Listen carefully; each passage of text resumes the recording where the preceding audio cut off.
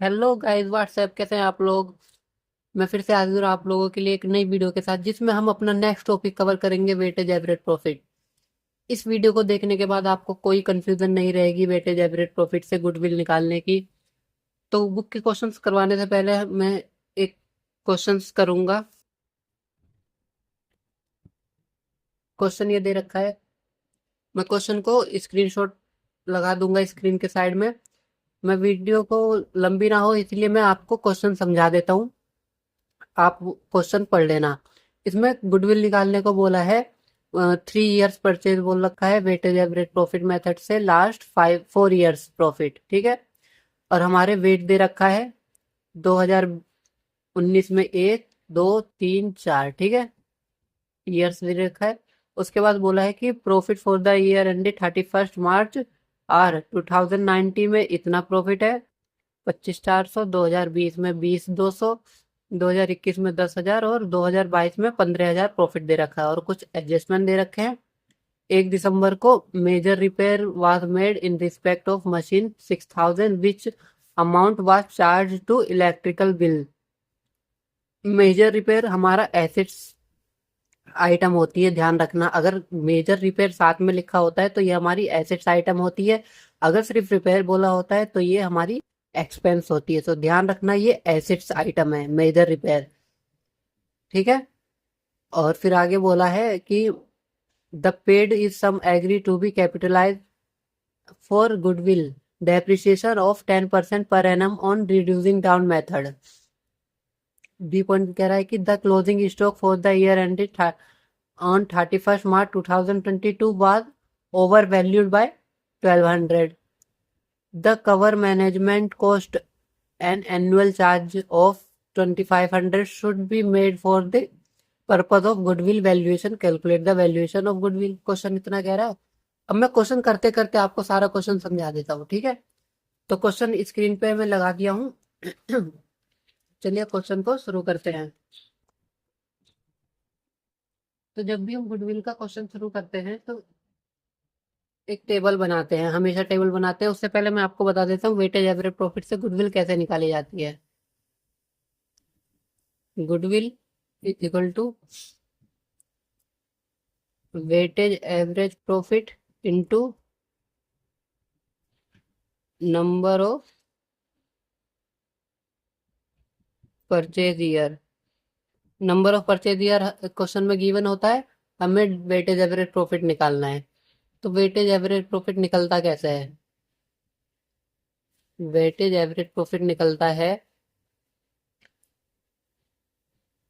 Some of profit into weight divided by sum of weight, ठीक है। इससे हमारा गुडविल निकलता है। WAP निकलता है, फिर WAP यहाँ हम पुट कर देते हैं, उसके बाद नंबर ऑफ ईयर्स परचेज दे रखा होता है, तो हमारी गुडविल निकल आती है। तो क्वेश्चन को सबसे पहले हम शुरू करते हैं ना, कोई सा भी मेथड होता है, इसमें हम टेबल बनाते हैं। यहाँ लिख देते हैं ईयर,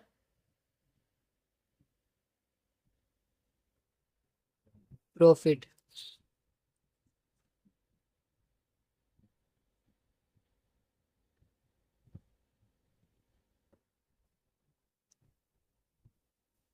प्रॉफिट कितना कितना दे रखा है,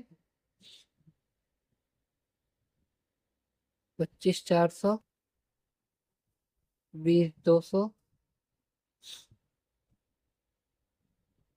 10,000, 15,000। इस क्वेश्चन में आपके सारे टॉपिक्स कवर हो जाएंगे ऑलमोस्ट।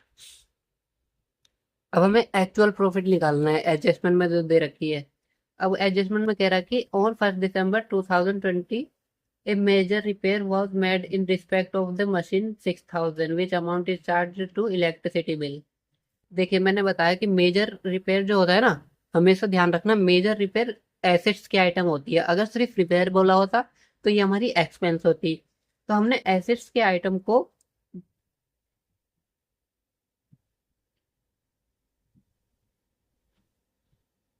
हमने एसिड्स के आइटम को इलेक्ट्रिसिटी बिल में चार्ज कर दिया। यहाँ दिखा रही हूँ, एसिड्स थी जो हमारी, हमने उसको एक्सपेंस मान लिया इलेक्ट्रिसिटी बिल। तो इससे क्या हुआ, एक्सपेंस मानने से हमारा एक्सपेंस बढ़ गया, तो प्रॉफिट पे क्या इफेक्ट पड़ा होगा, प्रॉफिट कम हो जाएगा। ये मैंने बेसिक क्लास में बताई थी, आपको समझा रखा है। अगर आपने बेसिक क्लास नहीं देखी तो लिंक डिस्क्रिप्शन में जा करके देख सकते हैं। तो हमारा प्रॉफिट कम हो जाएगा, तो ये तो गलत है ना। एक्चुअल में तो एसिड था, एक्सपेंस बढ़ गया, प्रॉफिट कम हो गया। तो उसको ठीक करने के लिए क्या करेंगे, हम प्रॉफिट को बढ़ा देंगे, मतलब एड बैक कर देंगे। तो 6000 एड बैक होगा, किस ईयर में होगा, 2020 में बोला है, तो यहाँ नहीं होगा। ये हमेशा ध्यान रखना, अगर कोई ईयर एडजस्टमेंट में दी गई होती है तो उससे नेक्स्ट ईयर में एडजस्टमेंट करते हैं 2021 में। क्योंकि ये सारी जो ईयर्स है 31 मार्च पे एंडिंग हो रही है, यह भी 31 मार्च पे एंडिंग हुई होगी। तो 1 दिसंबर कहाँ आएगा, इन दोनों के बीच में आएगा। तो अकाउंटिंग किस में होगी, इस ईयर में। तो 6000 हम एड बैक कर लेंगे, क्योंकि प्रॉफिट कम आएगा। मैंने यहाँ समझा दिया, एक्सपेंस बढ़ गया तो प्रॉफिट कम हो गया, तो उस प्रॉफिट को ठीक करने के लिए हम वापस से बढ़ा देते हैं। तो यहाँ किस नाम से बढ़ाएंगे, कैपिटल एक्सपेंडिचर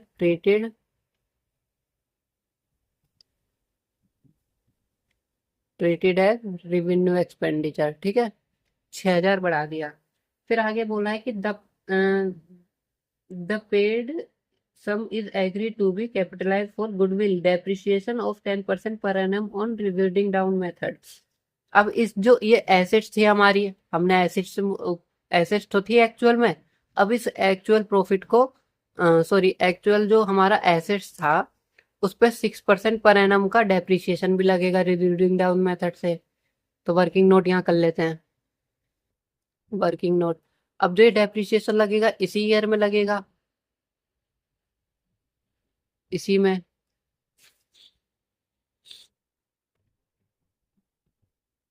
डेप्रिसिएशन देखो कितना लगेगा, 1 दिसंबर को हुआ है तो 6000 पे 10% बोला है क्वेश्चन में। अब 1 दिसंबर को ये एडजस्टमेंट दे रखी है, तो 1 दिसंबर को देखो, दिसंबर जनवरी फरवरी मार्च, सिर्फ 4 महीने का डेप्रिसिएशन लगेगा। डेट हमेशा ध्यान रखना, ठीक है। तो ये आएगा 200, तो हम यहाँ 200 से लेस कर देंगे। अब क्वेश्चन में बोला रिड्यूसिंग डाउन मेथड, अगर इस ईयर में डेप्रिसिएशन लगा है तो नेक्स्ट ईयर में भी लगेगा। तो रिड्यूसिंग डाउन मेथड में क्या होता है कि इसमें से ये लेस हो गया, 6000 की एसेट्स थी उसमें से 200 लेस हो गया, तो अब बचा कितना, 5800। अब 5800 पे पूरा डेप्रिसिएशन लगेगा, कितना, 580। ये पूरे साल का है, 4 महीने का, ये पूरे साल का है, 10% 5800 पे। हमारा ए पॉइंट क्लियर हो गया। उसके बाद बी बोल रखा है, the closing stock for the year ended on 31 March 2022, sorry 2020 was overvalued by 1200। अब देखो समझाता हूं मैं। क्लोजिंग स्टॉक है, क्लोजिंग स्टॉक है, ओवर वैल्यू है। क्लोजिंग स्टॉक जब भी ओवर वैल्यू होता है तो इसका प्रॉफिट से सीधा सीधा लेना देना होता है, सीधा सीधा रिलेशन होता है। अगर क्लोजिंग स्टॉक ओवर वैल्यू है तो प्रॉफिट भी ओवर वैल्यू होगा, क्लोजिंग स्टॉक अंडर वैल्यू है तो प्रॉफिट भी अंडर वैल्यू होगा। तो ओवर वैल्यू दे रखा है क्लोजिंग स्टॉक, तो प्रॉफिट भी ओवर वैल्यू है, तो उसको ठीक करने के लिए क्या करेंगे, हम प्रॉफिट को कम कर देंगे। समझ गए, क्लोजिंग स्टॉक ओवर वैल्यू है तो प्रॉफिट भी ओवर वैल्यू हुआ होगा, तो उस ये गलत है। उसको ठीक करने के लिए हम क्या कर देंगे, लेस कर देंगे। तो यहाँ लिखेंगे less closing stock over value, ठीक है। 2020 की क्लोजिंग स्टॉक 1200, इसको हमने कम कर दिया। अब मेरी बात ध्यान से सुनना, अगर इस ईयर का क्लोजिंग स्टॉक ज्यादा था, ओवर वैल्यू था क्लोजिंग स्टॉक, अगर इस ईयर का क्लोजिंग स्टॉक ओवर वैल्यू था तो नेक्स्ट ईयर का ओपनिंग स्टॉक भी तो ओवर वैल्यू होगा। क्लोजिंग स्टॉक से ही तो, मतलब बैलेंस सीडी से ही तो हम नया बैलेंस बीडी बनाते हैं। जो हमारा बैलेंस सीडी होता है वो बैलेंस बीडी होता है नेक्स्ट ईयर का। तो अगर ये ओवर वैल्यू था तो नेक्स्ट ईयर का भी ओपनिंग स्टॉक ज्यादा होगा। तो मेरी बात ध्यान से देखो, ओपनिंग स्टॉक का सीधा सीधा रिलेशन नहीं होता प्रॉफिट से, सीधा सीधा नहीं होता, रिवर्स हो जाता है। अगर ओपनिंग स्टॉक ओवर वैल्यू है तो प्रॉफिट अंडर वैल्यू होगा। गलत है, इसको ठीक करने के लिए क्या करेंगे, हम प्रॉफिट को बढ़ा देंगे। समझ गए? तो हम यहाँ 1200 ऐड कर देंगे, 1200 ऐड कर देंगे, ध्यान रहे। सिर्फ ये इफेक्ट कब पड़ता है, जब क्लोजिंग स्टॉक ओवर वैल्यू या अंडर वैल्यू होता है। अगर ओपनिंग स्टॉक का ओवर वैल्यू या अंडर वैल्यू हुआ तो नेक्स्ट ईयर पे कोई इफेक्ट नहीं पड़ेगा, सिर्फ क्लोजिंग स्टॉक से ही नेक्स्ट ईयर पे इफेक्ट पड़ता है। 1200 ऐड कर दिया। बी पॉइंट भी क्लियर। अब देखो सी पॉइंट बोल रखा है, to cover management cost and annual charges of 2500 should be made for the purpose of goodwill valuation. Management cost हमारी एक्सपेंस होती है मैनेज करने के लिए, बिजनेस को जो भी मैनेज करने के लिए मैनेजमेंट कॉस्ट बनी है वो एक्सपेंस होती है, तो एक्सपेंस को हम लेस कर देते हैं। ठीक है, मैनेजमेंट कॉस्ट के नाम से लेस कर देंगे, और एनुअल है तो मतलब हर साल से लेस होगी, 2500 हर साल से लेस होगी। बस, इससे आगे तो कुछ क्वेश्चन में बोला नहीं है एडजस्टमेंट में। तो हम हमारा जो एक्चुअल प्रॉफिट था वो निकाल लेंगे। ये सारी एडजस्टमेंट कर ली, अब एक्चुअल प्रॉफिट निकालेंगे। 25,400 माइनस 2500, 22,900। उसके बाद 20,200 माइनस 1200 माइनस 2500, 16,500। उसके बाद 10,000, 6,000, 16,000 माइनस 200 डेप्रिसिएशन का है, प्लस 1200 माइनस 2500, 14,500। उसके बाद 15,000 माइनस 580 माइनस 2500, 11,920। ये हमारा एक्चुअल प्रॉफिट निकल के आ गया एडजस्टमेंट करने के बाद। अब हमें WAP चाहिए था, तो sum of profit into weight divide by sum of weight होता है। तो मैं यहाँ ईयर से लिख देता हूँ, 2019, 2020। ये भी वर्किंग नोट का ही पार्ट है, ठीक है, ये भी वर्किंग नोट है। ये भी वर्किंग नोट था डेप्रिसिएशन वाला, ये भी वर्किंग नोट आपको करना है, ये वर्किंग नोट नहीं होता है, ये एग्जाम में करके दिखाना है वर्किंग नोट। यहाँ प्रॉफिट, यहाँ पे वेट।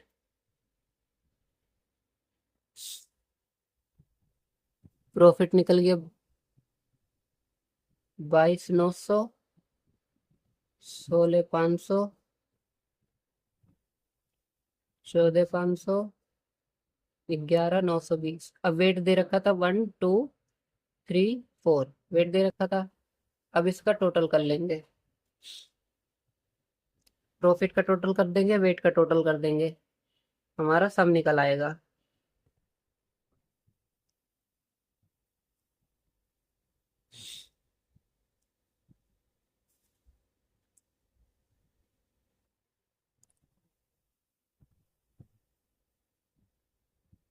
पैंसठ 820 और ये 10।